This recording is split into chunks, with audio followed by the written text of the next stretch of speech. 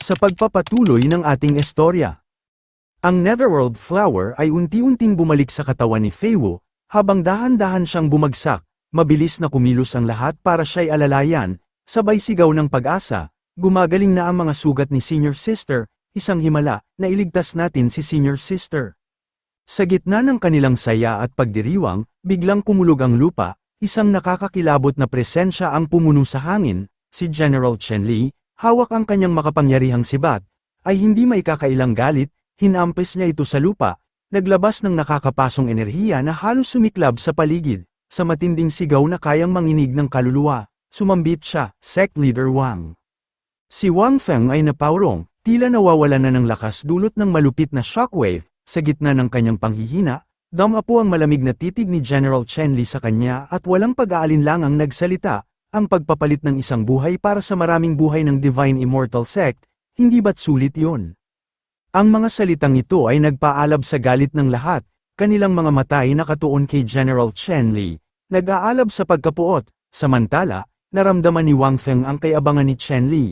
Ngunit sa kabila ng kanyang galit, alam niyang hindi pa oras para kumilos, kaya't sa labis na pagpipigil, tumibay ang kanyang loob na maghintay ng tamang sandali. Si Feywo, na hindi matiis ang pasensya ni Wang Feng, ay nag-ipon ng lakas, pilit na tumayo mula sa kanyang kahinaan, dahan-dahan siyang lumapit kay Wang Feng at puno ng determinasyong nagsabi, ang buhay ko ay pag-aari ng Sect Leader, at ang Sect Leader ang babawi para sa akin.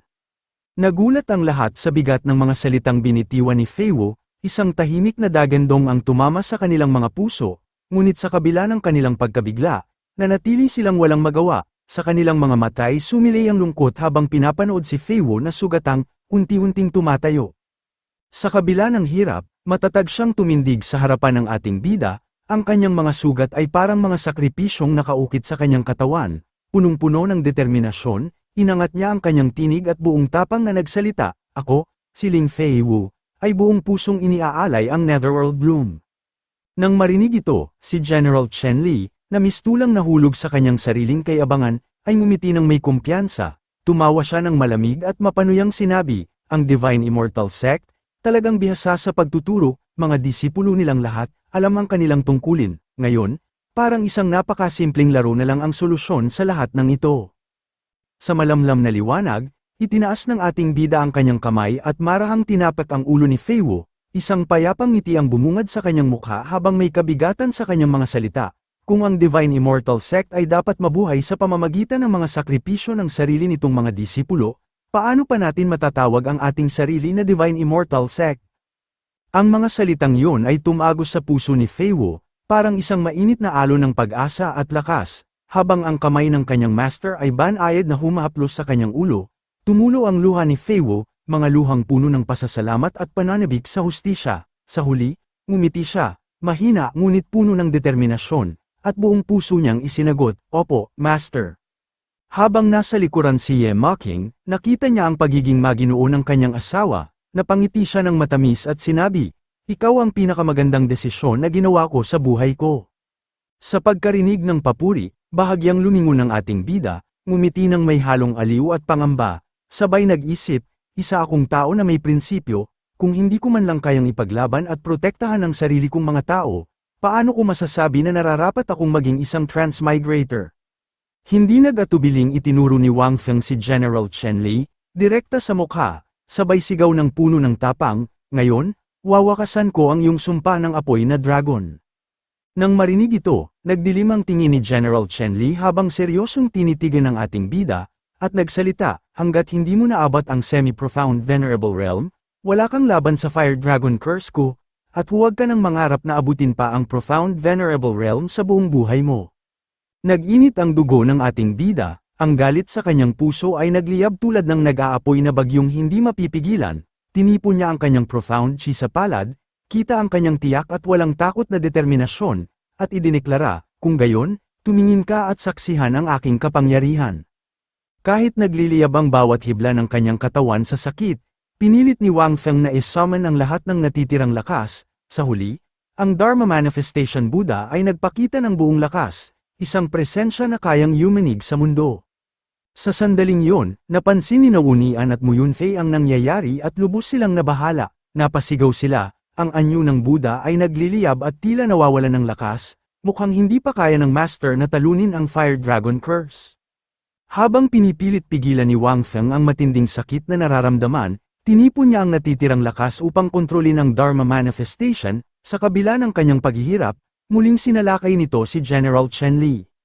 Sa mahigpit na pagsubaybay, seryosong pinag-aralan ni General Chen Li ang galaw ni Wang Feng, hanggang sa bigla niyang maunawaan, ginagamit niya ang huling hibla ng kanyang masiding enerhiya para sa isang pangwakas na pag-atake. Nang sa wakas ay hinarap niya ang Dharma Manifestation Clap, walang pag-aalinlangang ginamit ni General Chen Li ang kanyang makapangyarihang sibat upang salungatin ito. Bahagyang ngumisi siya at malamig na nagsalita, nakakabagot. Nang tumama ang makapangyarihang atake ni Wang Feng sa mahabang sibat ni General Chen Li, isang napakalakas na shockwave ang kumalat sa paligid, yumanig ang lupa at tila nagbabala ng mas matindi pang labanan.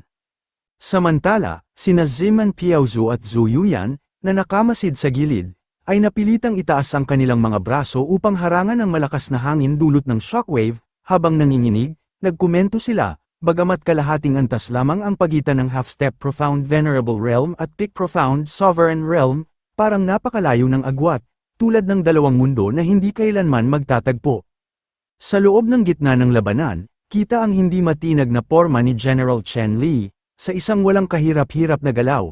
Gamit ang kanyang mahabang sibat, tinanggal niya ang lakas ng atake mula sa Dharma Manifestation Buddha, sa malamig at walang pakundangang tono. Pinakita niya ang kanyang kahusayan at kawalan ng interes sa labanan. Nang tuluyang naglaho ang anyo ng Dharma Manifestation Buddha, bumagsak sa lupa ang ating bida, nang hina at halatang naubos ang lakas, ang tagpo ay tila simbolo ng pagkatalo sa harap ng matinding hamon. Hinigpitan ni General Chen Li ang hawak sa kanyang mahabang sibat at malamig na sinabi, "Nabigo ka." Ngunit biglang dumura ng dugo ang ating bida, sa halip na sumuko, mabilis siyang bumangon. Masakit man ang buong katawan, ngunit ang determinasyon ay nag-aalab, sa matatag at buong tiwalang tinig, kanyang ipinahayag, "Hindi, nagtagumpay ako." Nagulat si General Chen Li, ang kanyang mga mata ay nanlaki, hindi mo ari ang kahulugan ng sinabing ito, puno ng pagtataka, pinagmamasdan niya ang taong tila talo ngunit nagsasabing tagumpay ang kanilang nakamit. Si Wang Feng, nakangiti ng may kasamang yabang at tapang, ay nagsalita sa isang malamig ngunit tiyak na tono. Ang tunay na target ng Buddhist palm ay hindi ikaw, kundi ito.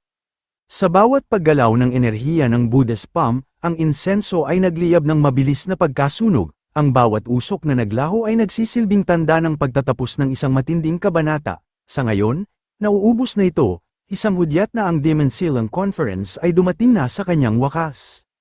Biglang lumitaw ang Demon Silang List, at ang lahat ng nangungunang pwesto ay napunta sa mga disipulo ng Divine Immortal Sect. Ang tagpo ay nagbigay ng tensyon sa paligid habang pinagmamasdan ng lahat ang hindi inaasahang resulta.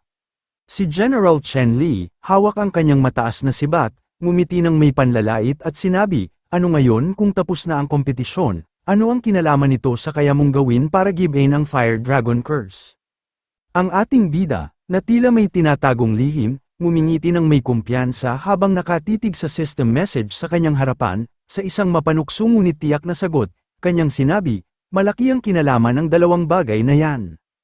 Ding, congratulations sa host, dahil nanguna ang mga disipulo sa Demon Siling Conference, nakatanggap ka ng 5 summoning opportunities at 100,000 sec points bilang reward. Agad na ginamit ng ating bida ang 100,000 sec points para sa lottery. Ding, ding, ding, congratulations, nakakuha ka ng 1/10 ng cultivation ni Ye Gachen. Nakatanggap ka ng 1/10 ng cultivation ni Ziman Piaozu. Nakuha mo ang 1/10 ng cultivation ni Zhu Yuyan, patuloy na pumailan lang ang boses ng sistema, tulad ng kumakalansing na kampana ng tadhana, matapos ang lottery, masigasig na sumigaw si Wang Feng, "System, ilipat ang lahat ng cultivation sa akin ngayon din." Biglang lumiwanag ang paligid, at sa isang iglap, damaloy sa kanya ang daan-daang malalakas na enerhiya mula sa bawat sulok. Ang matinding kapangyarihan ay nagbugso, bumalat sa kanyang buong katawan, ang dating mabigat na Fire Dragon Curse ay tuluyang naglaho na parang abo sa hangin, sa parehong sandali, gumaling lahat ng kanyang sugat, isang himala ng lakas at kagalingan. Sa kabilang banda, ang Fire Dragon Curse ni Chen Li ay biglang sumigaw ng nakagugulat, tila nasa hindi masukat na sakit, ang sigaw nito ay nag-echo, nagdadala ng tensyon sa paligid.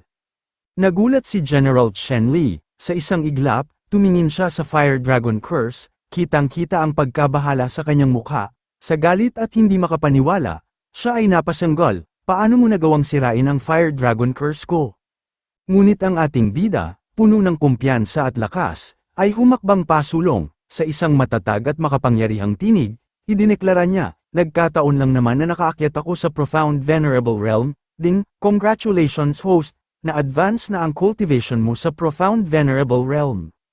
Sa wakas, matapos ang mahabang proseso ng pagpapalago ng kanyang lakas, tumindig si Wang Feng sa harap ni General Qin Li. Ang kanyang aura, makapangyarihan at nakakapanghilakbot, ay parang mismong presensya ng isang immortal na bumaba upang haminin ang isang hamak na nilalang, si General Chen Li, na tila unti-unting nalulunod sa kawalan ng pag-asa, ay hindi makapaniwala sa biglaang pag-angat ng lakas at antas ng kultibasyon ni Wang Feng. Ang malamig na ekspresyon sa mukha ni General Chen Li ay sumabay sa nakakabinging langit-ngit ng kanyang mga ngipin habang umaalingaw ang kanyang mabagsik na pag-ungol. Maliwanag na kanina lang ay nasa tuktok ka ng Profound Sovereign Realm, ni hindi mo man lang maabot ang anino ng isang semi-venerable, paano nangyari na bigla kang nakarating sa Profound Venerable Realm sa isang iglap? Samantala, ang elder ng Tianjin sect, na dating puno ng kayabangan, ngayon ay nanginginig sa takot habang nagtatago sa likod ng kanyang upuan, pawis na pawis, maingat niyang ibinulong, ano, ang master ng Divine Immortal Sect, mas malakas pa kay General Qin Li, kung ganito, imposible bang may makakawasak sa Divine Immortal Sect? Habang siya'y nawawala sa sariling pag-iisip, bigla niyang naramdaman ang mabigat at matatag na pag-apak sa kanyang kamay. Si Wang Feng ay tumingin sa kanya ng may malamig na tingin, kasabay ng mapang-akit na tanong, ikaw ang elder mula sa Tianjin sect, tama ba, kung talagang balak mong wasakin ang Immortal Sect ko? Bakit mo pa kailangang gumamit ng iba, hindi ba't mas makakabuti kung gawin mo ito ng sarili mo? Sa pagkarinig nito, namutla siya sa matinding takot, nanginginig ang buong katawan mula ulo hanggang paa, at ibinaba ang kanyang ulo habang nagmamakaawang nagsalita, Sect Leader Wang, nagbibiro lang ako, kahit anong sabihin, wala akong kakayahang wasakin ang Divine Immortal Sect. Habang sinasambit ang mga salitang iyon, tumingala siya at nakita ang dalawang daliri ni Wang Feng na nakapatong sa kanyang noo, ang kanyang mata ay nanlaki sa gulat, habang unti-unti niyang nararamdaman ang matinding takot na bumalat sa kanya. Sa kalmadong tinig, sinabi ni Wang Feng, kung hindi mo ito susubukan, paano mo malalaman na hindi mo kaya? Kasabay ng kanyang mga salita, isang makapangyarihang spiritual energy ang bumalat mula sa daliri ni Wang Feng patungo sa kanyang noo, na nagdulot ng isang malakas na puwersang nagpa-atras sa kanya. Mula rito, lumitaw ang isang ginintoang tatak, at ang profound chi ay bumaka sa kanyang katawan, taglay ang kapangyarihang hindi maitatanggi. Sa sandaling yon, umatras si Wang Feng at malamig na sinabi, kapag nasipsip mo ang sapat na masiding enerhiya, maaari kang umangat sa Profound Sovereign Realm. Sa puntong yun, ang pagwasak sa Immortal Sect ko ay hindi na magiging imposibleng mangyari. Sa pagkarinig nito, dali-daling tumayo ang elder, pilit nilulunok ang bawat patak ng profound chi na bumubuhos sa kanyang katawan, ramdam niya ang mabilis na paglakas ng enerhiya sa loob niya at bulong sa sarili. Ang profound chi sa loob ko ay lumalakas ng husto, malapit ko nang maabot ang Profound Venerable Realm, kapag nakipagtulungan ako kay General Chen Li, ang Divine Immortal Sect ay mawawasak. Nang mapansin ni Wang Feng ang kayabangang bumalot sa kanya at halos mapahalakhak pa ito, may pang-uuyam niyang sinabi, ang sipag mo namang sumipsip, mukhang sabik na sabik kang puksain kami, sayang nga lang, parang hindi naman kakayanin ng katawan mo ang ganito karaming profound chi. Pagkatapos niyang bigkasan ito, biglang lumobo ang katawan ng elder, unti-unting lumutang sa ere na parang isang lobo na malapit ng pumutok. Nakita ito ni Wang Feng at hindi mapigil ang tumawa ng malakas, hahaha, sa sandaling yun, napagtanto ng elder ng Tianjin sect na may mali at agad na nagtanong, Master Wang, ano ang nangyayari sa akin? Sinisip-sip ko ang profound chi, pero hindi ko ito mailabas.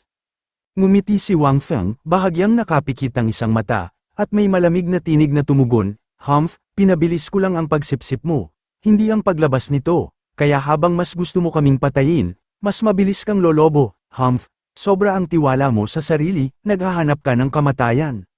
Sa puntong yun, ang kanyang katawan ay hindi na nakayanan ng labis na lakas at tuluyang sumabog sa maliliit na piraso. Pagkatapos harapin ang lahat ng ito, tumalikod si Wang Feng at naglakad palayo, na para bang walang nangyari. Samantala, si Li Changsan, na punong-puno ng takot ang mga mata habang minamasdan ang kapangyarihan ni Wang Feng, ay hindi makapaniwala, ang taong minsan kung hinangaan, ganun na lang siya namatay. Sa kabilang banda, si Zhu Qin ay balot ng takot, pawis na pawis habang nasasaksihan ang tagpo. Sa gulat, kanyang naibulalas, isang simpleng paglanghap lang, napatay ni Pinuno Wang ang isang makapangyarihang eksperto. Samantala, si Elder Qin Shing ay nanahimik, malalim na nag-isip, ibinaba ang ulo, at may mababang tinig na nagsabi, ganito ba kakilabot ang profound venerable realm? Habang mahigpit na hawak ang kanyang sibat, buong kumpiyansang sinabi ni General Qin Li, kahit hindi ako gumamit ng breath, ayos lang, wala ni isang galaw mo ang makakaapekto sa akin. Habang nagsasalita, mabilis niyang pinakawalan ng isang sword chi na dumiretso kay Wang Feng, nanatiling kalmado si Wang Feng sa gitna ng kaguluhan, matatag siyang tumayo sa lupa, hinihintay ang pagdating ng sword chi na tila walang anumang alintana. Kumuha si Wang Feng ng isang bulok na kahoy at walang pag-aalinlangang itinulak ito habang mapanuyang sinabi, kung hindi gumana ang isang galaw, palitan na lang natin ng iba. Ang piraso ng bulok na kahoy ay tumama sa sword chi ni General Chen Li, at sa isang iglap, naglaho ang lakas nito na parang bula, napaatras si General Chen Li, ang mukha'y sumimangot na parang may nalesahang masama, ang kanyang mga mata ay nagdilim sa galit, habang nagngangalit ang kanyang mga ngipin, ito ba ang lakas ng Venerable Realm? Isang piraso lang ng kahoy, napaatras nito ang isang half-step profound venerable. Si Wang Feng ay umirap at humalakhak ng may mapanuyang tawa, napakataas ng tingin mo sa sarili mong lakas, maniwala ka man o hindi. Kahit isa sa mga disipulo ng aking sekta, kayang-kaya kang talunin. Ang mga salita ni Wang Feng ay tumama ng husto kay General Chen Li at sa iba pang mga disipulo, nasindak sila sa matinding kumpiyansa ng sect leader. Sa galit at pagkadismaya, nag-isip si General Chen Li, kung sasabihin mong hindi ako kasing galing mo, sect leader Wang, baka matanggap ko pa, pero ang sabihin mong hindi ako kasing galing ng mga disipulo mo, imposible. Pagkatapos, tumingin si Wang Feng kay Mu Yunfei at walang pag-aalinlangang sinabi, Mu Yunfei, ikaw na ang lumaban. Nagulantang si Mu Yunfei at agad na nagpahayag ng pagdududa, ako ang lalaban sa isang half-step profound venerable realm. Bago pa man siya makapag-isip ng maayos, marahang itinulak siya ni Wang Feng, kasabay ng mapanatag na mga salita, huwag kang mag-alala, nandito ang master mo, hindi kanya masasaktan. Galit na galit si General Chen Li, hindi matanggap ang tila pang mamaliit sa kanya, at buong lakas na sumigaw. Kung gayon, tingnan natin kung paano matatalo ng isang kick nobility realm ang isang half-step profound venerable. Habang nagsasalita, nagpakawala siya ng isang makapangyarihang sword chi na dumiretso kay Mu Yunfei. Naglalaman ng nakakatakot na puwersa, si Mu Yunfei, balot ng kaba, ay agad na pinagpawisan ng husto, sa kanyang pagdesisyon. Mabilis niyang hinugot ang espada upang harapin at hadlangan ang mapanganib na galaw ni General Chen Li. Nang magkasalubong ang dalawang espada, bigla ang nagkawatak-watak ang espada ni Mu Yunfei, at ang natira na lamang ay ang hawakan nito sa kanyang kamay. Basang-basa sa pawis, tumingin si Mu Yunfei sa matandang nasa harapan niya, nag-iisip sa posibleng mangyari. Samantala, nagdilim ang mukha ni General Chen Li, yumuko, at nagsalita ng may hinanakit, ang general na ito, hindi kayang talunin ng isang nobility realm. Pagkatapos bitawan ng mga salitang iyon, lumitaw ang isang mahabang sugat sa dibdib ni General Chen Li, dumugo ng malakas, at napaatras siya sa matinding sakit, nang masaksihan ni Mu Yunfei na sa isang pag-atake lamang ay lubhang napinsala na si General Chen Li, unti-unti siyang nagkaroon ng kumpiyansa at isang ngiti ang sumilay sa kanyang labi.